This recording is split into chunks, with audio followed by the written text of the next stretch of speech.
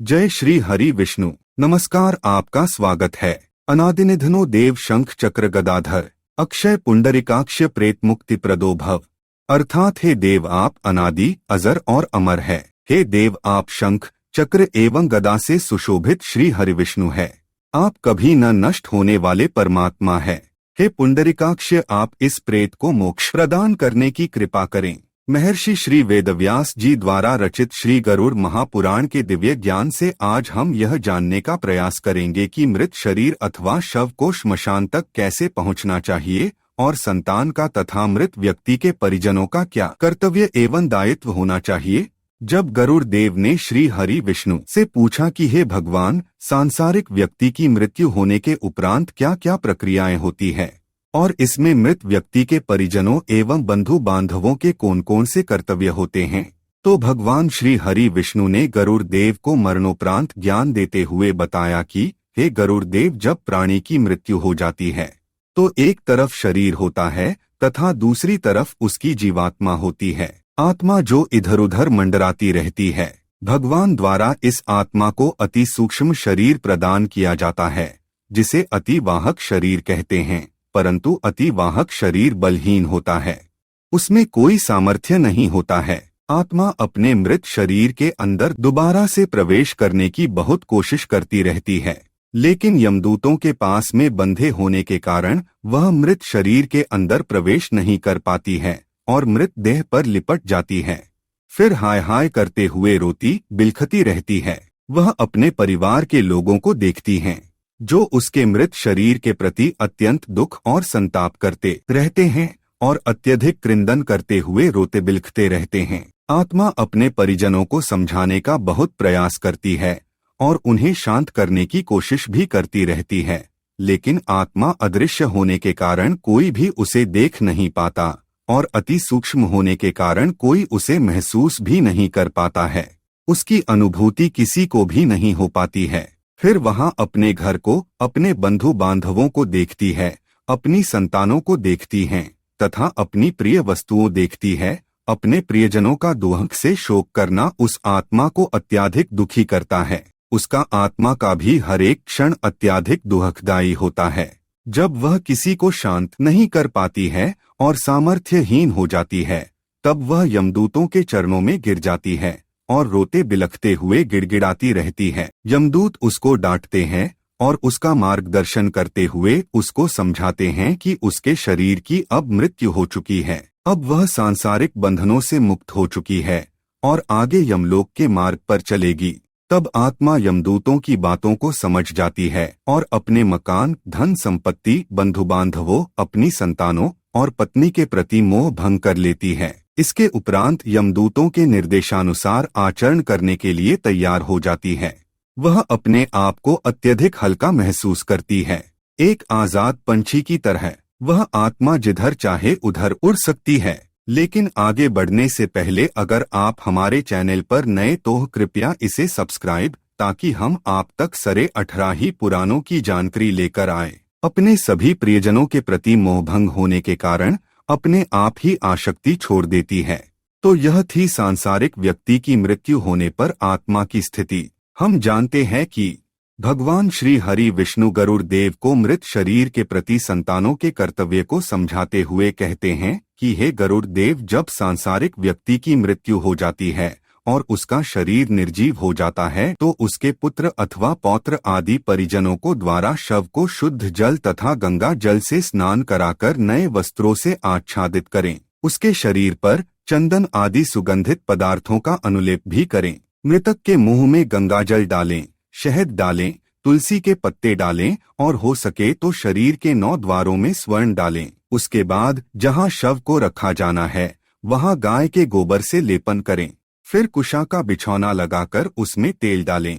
फिर उसमें एक वस्त्र बिछाकर उसके ऊपर शव को रख दे।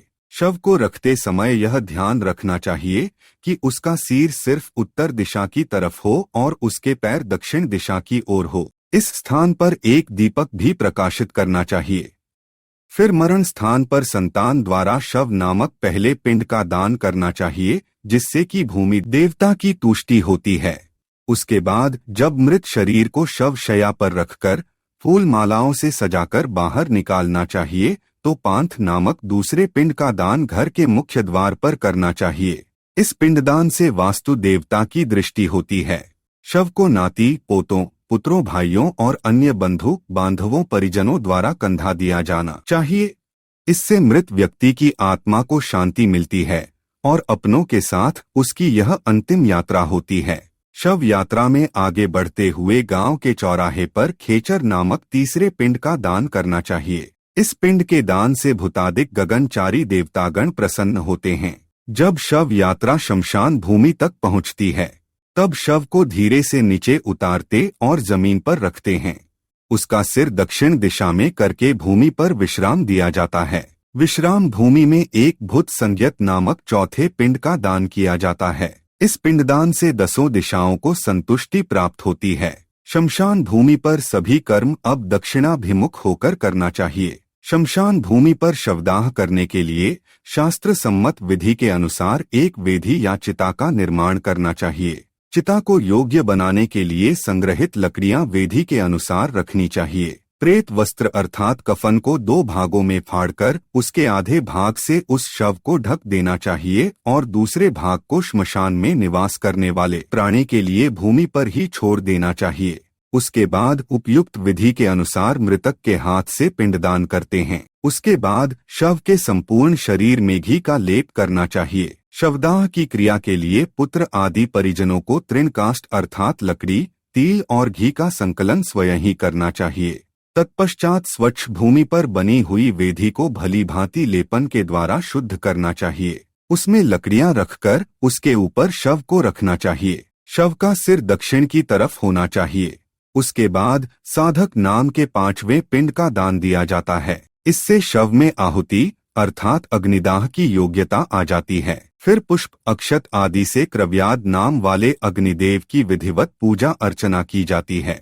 परिजनों और ब्राह्मणों के द्वारा अग्निदेव से प्रार्थना की जाती है कि हे देव, आप भूतकृत हैं। देव, आप इस संसार के योनि स्वरूप और सभी के पालनहार हैं। इसलिए आप इस शव का अपने में उपसंहार करके अमृत स्वरूप स्वर्ग में ले जाएं। जो व्यक्ति शव को अग्नि देने वाला होता है, उसके हाथों से शव को गंगा जल का जलपान किया जाता है। तत्पश्चात संतानों द्वारा शव की परिक्रमा करके दाह संस्कार किया जाता है। जब शव आधा जल जाता है, तो क्रिया करने वाले व्यक्ति या पुत्र आदि द्वारा शव की कपाल क्रिया की जाती है और चिता में चल रहे शव के ऊपर तिल मिश्रित आजा होती छोड़ी जाती है। फिर भाव विहुर होकर उस मृतक के लिए रोना चाहिए। इस कृत्य को करने से उस मृतक को अत्यधिक सुख प्राप्त होता है। जब शव पूरा जलकर भस्म हो जाता है, तब संतानों द्वारा चिता अग्नि को जल छिड़ककर शांत किया जाता है। उसके बाद अस्थि संचयन की क्रिया की जाती है। अस्थि संचयन की क्रिया करने से पहले प्रेत संख्यक नामक पिंड का दान किया जाता है। इससे मृतक की दाह पीड़ा शांत होती है। इस प्रकार 6 पिंडों का दान करने से मृतक को शांति मिलती है और उसका आगे का मार्ग प्रकाशित होता है। लेकिन जिस मृतक को संतानों या परिजनों द्वारा पिंडदान नहीं दिया जाता, वहां उसका शव राक्षसों के भक्षण योग्य बन जाता है। मृतक के निमित्त पिंडों का दान आवश्यक है। इस प्रकार अस्थि संचयन के बाद वहां पर गए हुए सभी लोग चिता की प्रदक्षिणा कर क्रमानुसार जलाशय में स्नान करते हैं और अपने अपने वस्त्रों का प्रक्षालन कर पुनः उन्हें ही पहनकर मृत व्यक्ति का ध्यान करते हुए उसे जलदान देते हैं। दोनों हाथों में कुश लेकर दक्षिण दिशा की ओर मुंह करके हाथों में लेकर दोनों हाथों से श्रद्धांजलि देते हैं और वापस अपने घर की तरफ लौट आते हैं।